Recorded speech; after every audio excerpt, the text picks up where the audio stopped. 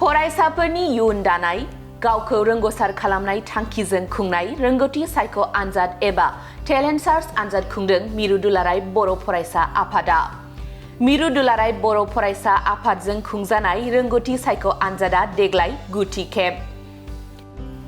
बर' बिजोंजों फरायनाय 9 आरो 10 थाखोनि गासै सा 16,721 फरायसाफोरा बे आनजादाव बाहागो लादों। दुलाराय आसामनि गोजौ फरायसालियाव जेराव बर' बिजोंनि फरायसाफोर दङ बेवहाय खुंफुंदों रोंगौथि सायख' आनजाद।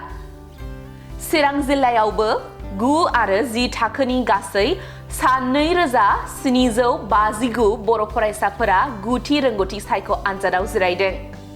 जिल्लानि आमटेका गुरुदेव कालिचरण ब्रह्म एकाडेमियाव चिरां जिल्लानि दुलाराय बर' फरायसा आफादनि आफादगिरि दिलीप कुमार बसुमतारिया बेखेवना होयो 9थि रोंगौथि सायख' आनजादखौ। बोसोरफ्रामबो बेखौ लाबोबाय थानाय जादों। दा बे आनजादखौ लानायनि गेजेरजों दुलाराय बर' फरायसा आफादा जोंनि बर' माहारिखौ लानानै बा जोंनि बर' बिजोंजों फरायबाय थानाय फरायसाफोर बा जेनेरेसन बेखौ लानानै जोङो भबिसतनि गोबां सिङाव बाथ्रा दङ जाय बाथ्राखौ जोङो सुंद'यै बुंनानै फोजोबनो हाया।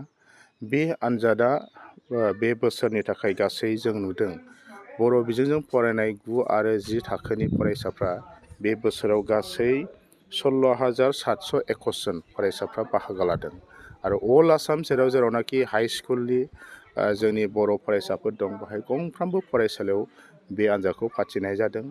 दा बिनिनो सिङाव चिरां जिल्लाया बे बोसोराव 3,000नि खाथियाव गासै 9 आरो 10 थाखोनि फरायसाफ्रा दिनै बे आनजादाव बाहागो लादों।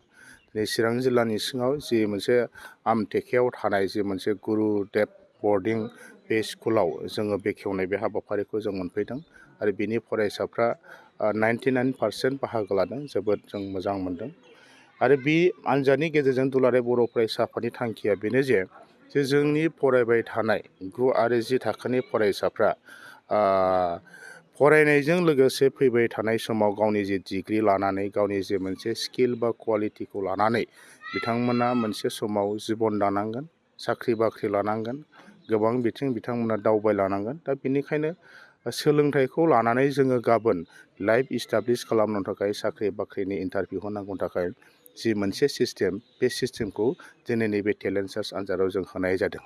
बाय माल्टिपल चइसनि अबजेक्टिभ टाइपनि बाहाय कुइसन थागोन। जेखौनाखि UPSC आनजादाव, APSC आनजादाव, रेलनि आनजादाव, गुबुन गुबुन आनजादाव जि सिस्टेमनि कुइसन पेटार्ना जायो बे एखे पेटार्नजोंनो जों बाहाय लानाय जादों आरो स्पेसियेलि बे आनजादाव मोनब्रै साबजेक्टआव मोनब्रै आयदायाव कुइसनखौ लानाय जादों। बाहाय मेथ्स थाबाय, जेनेरेल साइन्स थाबाय आरो बेवहाय इंलिस थाबाय, बेनिफ्राय GK जेनेरेल नलेज लाइननिफ्राय लानाय जादों। मोनसे साबजेक्टआव 50-50 गासै 200 मार्कनि लानाय जादों आरो बे आनजादनि गेजेरजों दुलाराय बर' फरायसाफ्रा जायफोर फरायसाफ्रा बांसिन नाम्बार मोनो बे नाम्बारनिफ्रायनो गासै 3 टप मोनसे पजिसन बिथांमोनखौ सेलेक्ट खालामनानै भेलिसाइड खालामनाय जागोन फैबाय थानाय समाव आरो बिनि अनगायैबो टप 3नि गाहायाव जायफोरनाखि आरो गोबां फरायसाफ्रा माने क्वालिफाइ जागोन बिथांमोनखौ आरो एगेन टप 5 पजिसन बाहायबो बिथांमोनखौ जोङो सेलेक्ट खालामनानै मोनसे भेलिसाइड खालामगोन बा प्रमान बिलाइ होनाय जागोन आरो टप 3 हल्डारफोरनो बेवहाय मोनसे वान टाइम स्कलारशिप हिसाबै फार्स्ट हल्डारनो 20,000, सेकेन्डआव 15,000, थार्ड हल्डारनो 10,000 करि बे मोनसे स्कलारशिपखौ होनो थाखाय दुलाराय बर' फरायसाफोरा थांखि लानाय जादों।